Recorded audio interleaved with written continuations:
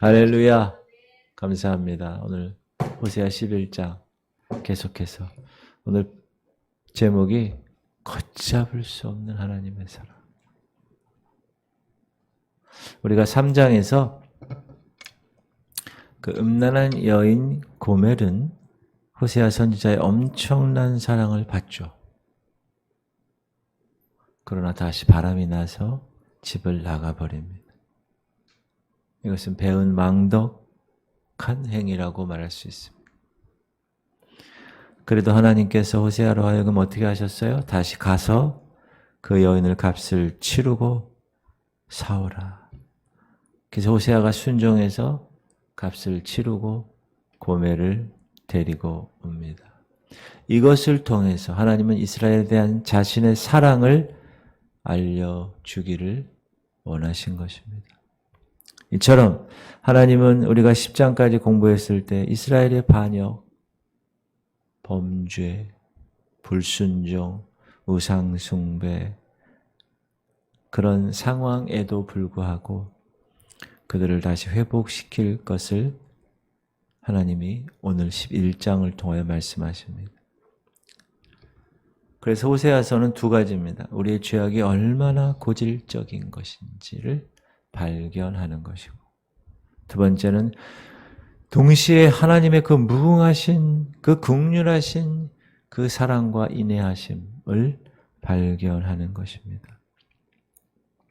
우리가 지난 시간까지 이스라엘의 그 악행을 호세아 선지자를 통하여서 계속 말씀케 하시고 깨닫게 하시고, 그럼에도 불구하고 순종하지 않는 그 백성들을 심판하시겠다고 하시는 그 하나님에 대해서 공부했는데, 오늘 11장에서는 전혀 다른 모습으로 나타나고 있다.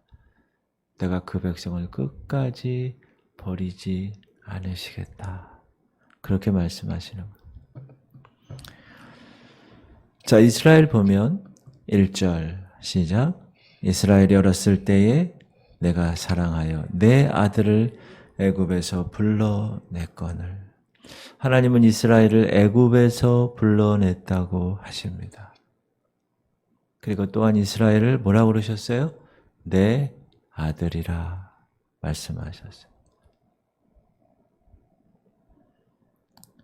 내 아들이란 표현은 언제 제일 먼저 나오느냐? 출애굽기 4장에 나오는데 읽어볼까요? 너는 바로에게 이르기를 여호와의 말씀에 이스라엘은 내 아들 내 장자라. 내가 네게 이르기를 내 아들을 보내주어 나를 섬기게 하라 하여도 네가 보내주기를 거절하니 내가 네 아들 네 장자를 죽이리라 하셨다 하라 하시니라.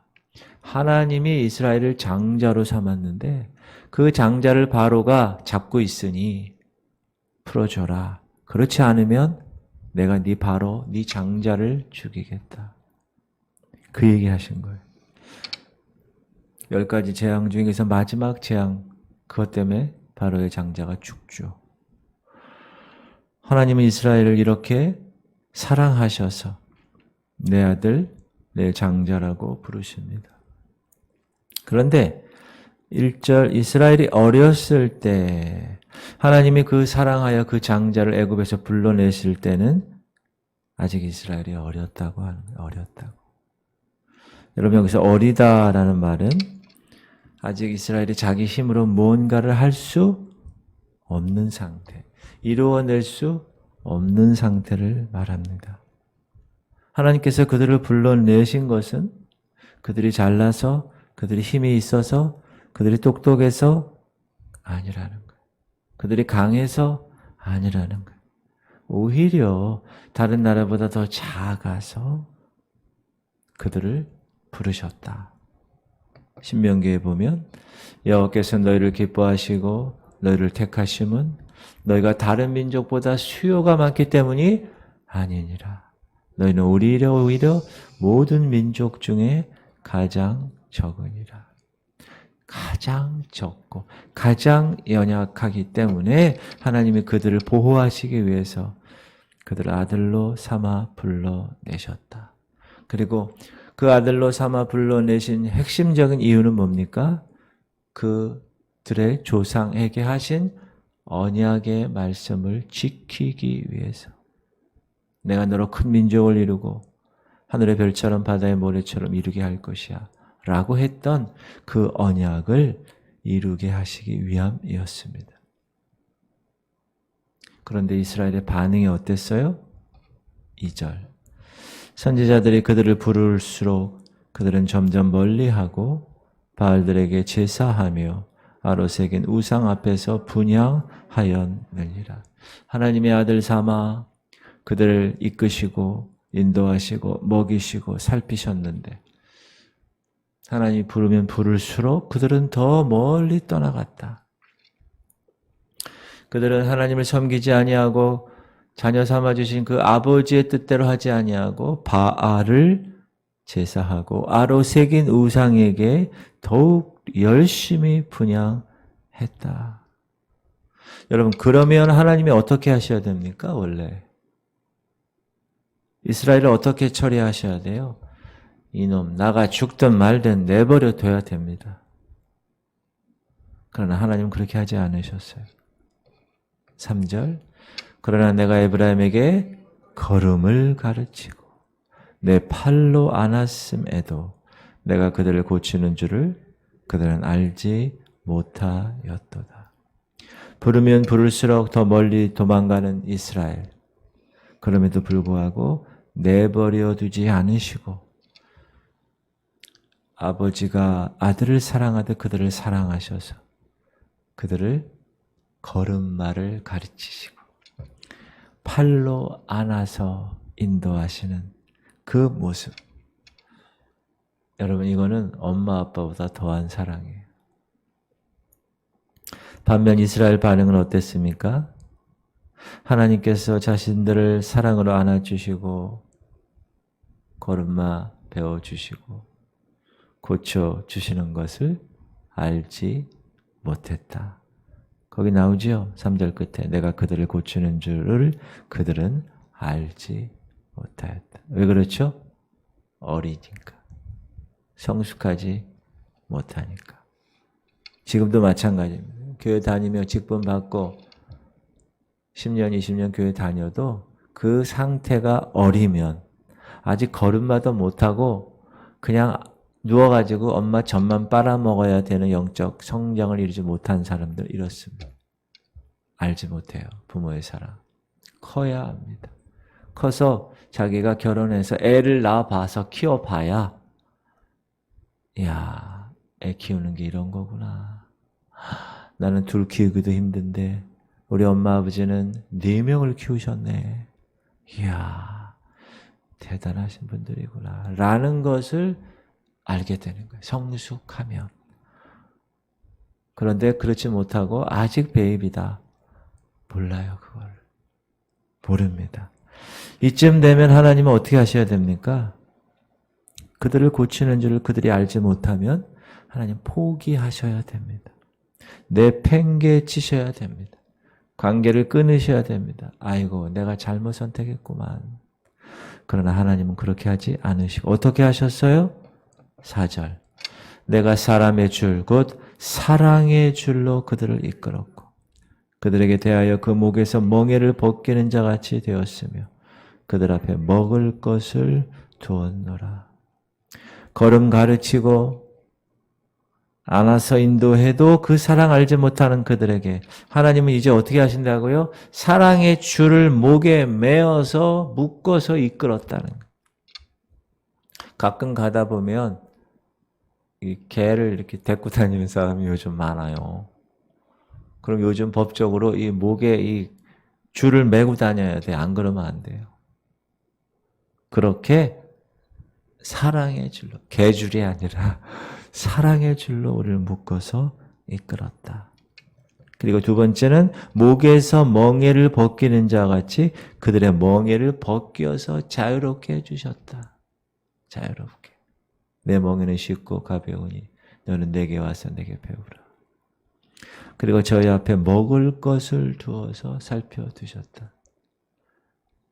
요즘은요, 개, 고양이한테 먹을 거 옛날에는 어떻게 먹였어요? 어른들 우리 가족 식구들 다 먹고 나면 찌꺼기들 이렇게 해가지고 제가 막내라 개밥 담당이에요. 끝나고 나면 그거 칙칙칙 해가지고 줄줄줄 말아가지고 밥 몇 개 묻고 이렇게 해가지고 개밥 줬는데 요즘은요 그렇게 안 주고 사다 줘. 사다 개밥 고양이 밥 마트에서 또 팔아요 그거. 선전도 해 그거 선전 개가 나와가지고 막 맛있다 뭐 이렇게. 자, 세대가 참. 그리고 개를 막 이렇게 하면 또 학대 죄가 걸려요 또. 하나님은 사랑의 줄로 이끄시고 그들의 멍에를 벗기시고 그들 앞에 먹을 것을 두셔서 그들을 살려두셨다. 자, 하나님이 이만큼 사랑하시고 이만큼 이끌어 주시면 이스라엘 백성들은 어떻게 해야 돼요? 그 하나님 품 안에 거해야 되지 않습니까? 그러나 이스라엘 반응은 그렇지 않아요. 5절 그들은 애굽 땅으로 되돌아가지 못하겠거늘 내게 돌아오기를 싫어하니 아수르 사람이 그 임금이 될 것이라. 칼이 그들의 성읍들을 치며 빗장을 깨뜨려 없이 하리니 이는 그들의 계책으로 말미암음이니라. 내 백성이 끝끝내 내게서 물러가나니 비록 그들을 불러 위에 계신 이에게로 돌아오라 할지라도 일어나는 자가 하나도 없도다. 참으로 안타깝고 참으로 완악한 모습이 아닐 수가 없습니다. 돌아오라 하여도 듣는 자가 하나도 없다. 일어나는 자가 하나도 없다. 이것이 하나님이 택한 이스라엘의 모습이었다. 여러분, 소를 물가에 끌고 가는 것은 사람이 할 수 있어요. 소 주인이. 그러나 그 소를 물을 먹게 하는 것은 할 수가 없죠. 소가 먹어야지, 소가. 성경의 원리가 뭐냐 하면 최종 결정권은 그 사람에게 있는 거예요. 책임은. 왜? 우리를 자유케 자유의지를 주셨으니까. 선악과 저거 따먹으면 안 돼. 분명히 얘기했어요. 근데 아담과 하와가 따먹었어요. 그건 최종적으로 책임이 그 사람에게 있는 거예요. 소를 물 먹이러 냇가에 데리고 갔지만 먹고 안 먹는 건 소가 하는 거예요. 즉 그게 성경적 원리예요. 8절 에브라임이여 내가 어찌 너를 놓겠느냐 이스라엘이여 내가 어찌 너를 버리겠느냐 내가 어찌 너를 아드마 같이 놓겠느냐 어찌 너를 스보임 같이 두겠느냐 내 마음이 내 속에서 돌이키어 나의 국률이 온전히 불붙듯 하도다. 내가 나의 맹렬한 진노를 나타내지 아니하며 내가 다시는 에브라임을 멸하지 아니하리니 이는 내가 하나님이요 사람이 아님이라. 네 가운데 있는 거룩한 이니 진노함으로 내게 임하지 아니하리라. 여기 내가 어찌 너를 아드마같이 놓겠느냐 어찌 스보임같이 두겠느냐 이 아드마와 스보임은 신명기 9장에 보면 소돔과 고모라가 멸망하죠. 그때 함께 불살라지고 사해 남쪽에 가라앉은 소돔 근처에 있는 도시 이름이에요. 아드마 스보임. 그렇게 하시겠다. 신명기에 보면 그 온 땅이 유황이 되며 소금이 되며 또 불에 다시 타서 심지도 못하며 결실함도 없으며 거기에는 아무 풀도 나지 아니함이 옛적에 여호와께서 진노와 격분으로 멸하신 소돔과 고모라와 아드마와 스보임의 무너짐 같음을 보고 물을 것이요. 창세기에 롯이 소돔과 고모라 살잖아요. 거기 죄악이 관영했죠. 특히 동성애가. 천사들이 남자로 왔는데 그 천사를 성폭력하려고 오잖아요. 롯 집 앞에. 그 정도로 그 정도로 타락한 거예요. 그때 하나님이 멸하십니다. 그때 같이 멸했던 인근 성읍이 아드마와 스보임입니다. 이스라엘의 행위를 보자면 이 아드마와 스보임처럼 유황불에 불살라져 멸망하고 사라져야 하는 마땅한 짓거리들이었습니다. 그러나 하나님은 그렇게 하지 않겠다. 그렇게 할 수 없다. 그렇게 얘기하십니다. 왜 그렇게 하신다고요? 나는 하나님이고 사람이 아니기 때문에. 8절 하반절도 내 마음이 내 속에서 돌이키어 나의 긍휼이 온전히 불붙듯 하도다. 하나님의 그 사랑이 너무너무 크다는 거예요. 하나님께서 이스라엘이 불쌍하여서 그 마음이 막 걷잡을 수 없는 거야. 막 뭉클뭉클하고 그 사랑 때문에. 여러분 마치 우리가 창세기 공부했죠?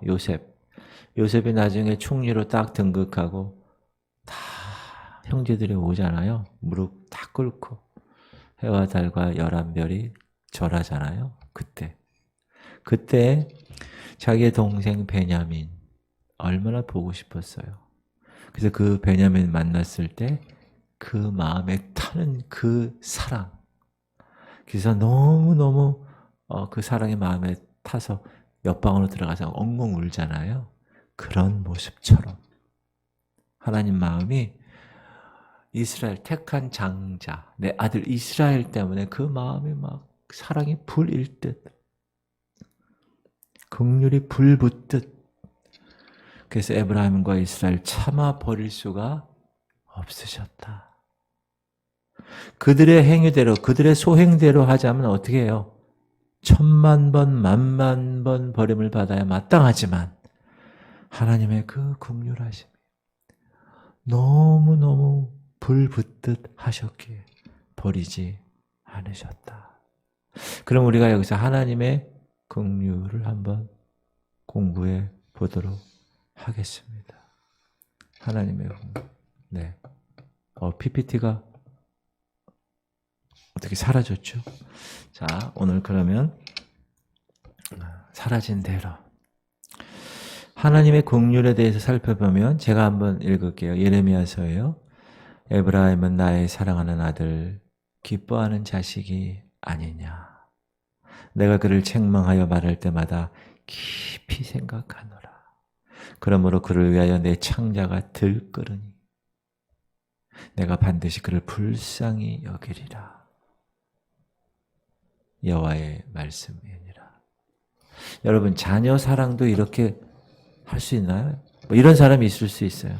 그러나 자녀 사랑도 그렇게 안 하는 것 같은데 하나님은 그렇게 사랑하세요. 아까 뭐라 그랬어요? 나는 하나님이요 사람이 아니니라. 에브라임을 향하여 사랑하는 아들이라고 하시고 기뻐하는 자식이라고 하십니다. 책망해도 깊이 생각하시는 막 열불나서 우리 인간은 어떻게 해요? 애들 잘못하면 막 그냥 거기에 열받아가지고 막 감정을 실어서 때리기도 하잖아요. 근데 하나님은 그렇게 하는 깊이 생각하시고 그를 위해서 하나님의 마음이 측은하여서 긍휼히 여기리라. 이것이 하나님의 긍휼이에요. 예레미야 예가에 읽어보면 그 고초와 재난, 곧 쑥고와 담즙을 기억하소서. 내 마음이 그것을 기억하고 내가 낙심이 되오나 이것을 내가 내 마음에 담아두었더니 그것이 오히려 나의 소망이 되었사오면 여호와의 인자와 긍휼이 무궁하심으로 우리가 진멸되지 아니함이니이다. 이것들이 아침마다 새로우니 주의 성실하심이 크시도소이다. 이건 시편에서도 나오는 말씀이에요. 무슨 말이냐? 여호와 하나님의 자비하심과 그 사랑하심과 인애하심과 긍휼하심은 무궁하다. 주님의 그 성실하심은 크시다. 그래서 이스라엘과 유다가 진멸되지 아니하리라. 그렇게 얘기합니다. 이스라엘이 버림받지 아니하고 아까 우리가 읽었던 아드마와 스보임처럼 유황불에 멸망받지 아니하는 것은 그 이스라엘이 잘나서 아니요. 하나님의 무궁하신 사랑 때문에, 긍휼하심 때문에. 우리 오늘 본문 읽을까요? 10절. 시작. 그들은 사자처럼 소리를 내시는 여호와를 따를 것이라. 여호와께서 소리를 내시면 자손들이 서쪽에서부터 떨며 오되 11절. 그들은 애굽에서부터 새같이 아수르에서부터 비둘기같이 떨며 오리니 내가 그들을 그들의 집에 머물게 하리라. 나 여호와의 말이니라. 하나님께서 자기 백성을 사자처럼 일어나셔서 모으실 거래요. 그때 여기서 여러분 요거는 하나님이 나중에 하나님의 때 하실 거, 지금 이루어지지 않은 예언이에요. 이거는 그 하나님의 때 이스라엘이 온 세상에 흩어질지라도 다시금 여호와를 쫓게 될 것이다. 여기 서쪽 10절 끝에 서쪽에서부터 온다고 그랬죠. 이 서쪽은 이스라엘에서 서쪽이 어디예요? 지중해 바다 얘기하는 거예요. 그쪽에서 유럽 쪽에서부터 오고 애굽은 남쪽이죠. 남쪽에서부터 오고 아수르는 북쪽이죠. 그렇게 사방에서부터 흩어진 이스라엘이 올 것이다. 지금 얄리야 운동 때문에 이스라엘이 모으고 있죠. 점점. 성경에 보면 모든 이스라엘 한 명이라도 다 온다고 나와 있어요. 이제 모으실 거예요. 그때가 되면 하나님이 처음 하나님의 아들로 부름받은 이스라엘이 애굽에서 나와서 가나안에 정착합니다. 그러나 그들은 하나님의 뜻을 제대로 이루어내지 못하고 우리가 금요일날 공부하죠. 1세대는 갈렙과 여호수아 빼고는 다 죽습니다. 실패하죠. 그리고 북이스라엘과 남유다로 나누어고 북이스라엘은 아수르에 의해서 호련 정책에 의해서 망하고 남유다는 바벨론에 의해서 포로 정책으로 망합니다. 그러나 70년 만에 해방을 맞이하고 다시 돌아와서 신앙 부흥 운동 에스라와 느헤미야를 통하여서 부흥을 일으킵니다. 그러나 온전히 부흥하진 못하죠. 그리고 나서 신구약 중간시대 400년이 흐르고 그리고 처음으로 회개하라 천국이 가까웠느니라 세례 요한을 통해서 하나님이 예수 그리스도 메시아의 문을 여시고 그리고 예수 그리스도 메시아가 이 땅에 오게 됩니다.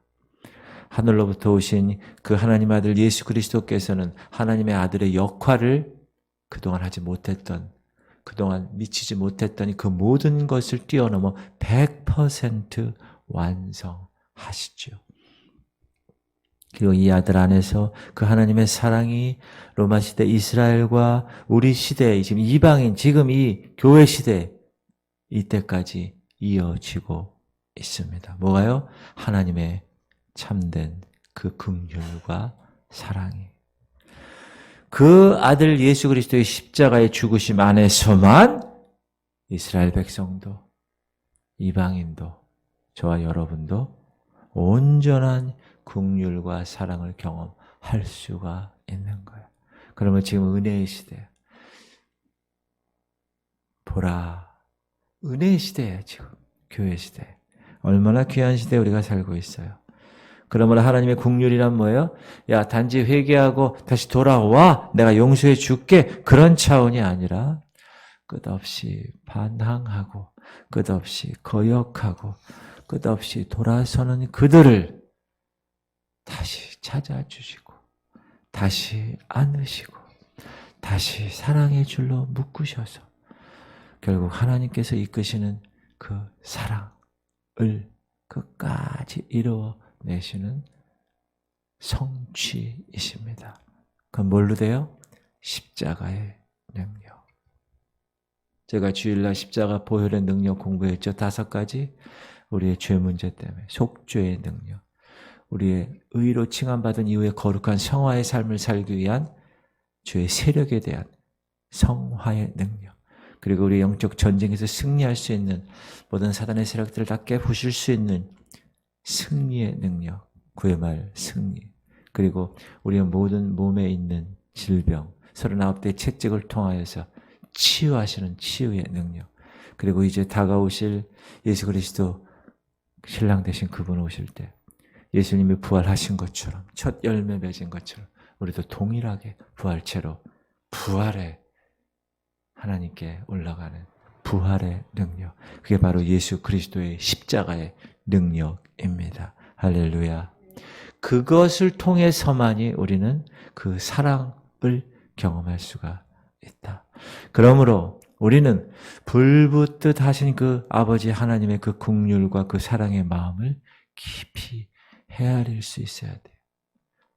그게 성숙한 자녀예요. 아무리 나이가 많아도 성숙하지 못한 애들 보면 부모 사랑 몰라요. 여러분, 영적으로 성숙하시기 바랍니다. 나를 낳으시고 나를 키우셔서 걸음마 훈련시키시고 먹이시고 입히셔서 학교 보내시고 제대로 된 사람 만드신 그 부모님의 사랑 보다 더 큰 하나님의 사랑, 그 사랑을 늘 생각하고 그 사랑을 힘입어서 하나님께로 돌아가기를 늘 힘써야 합니다. 그 사랑을 매일 입술로 찬양하며 하나님 사랑은 온전한 참 사랑, 그렇게 매일 찬양하며 그 사랑을 전파하는 그 자녀된 백성들이 되어야 될 것입니다. 할렐루야. 그런 백성이 되실 수 있기를 주의 이름으로 축원합니다.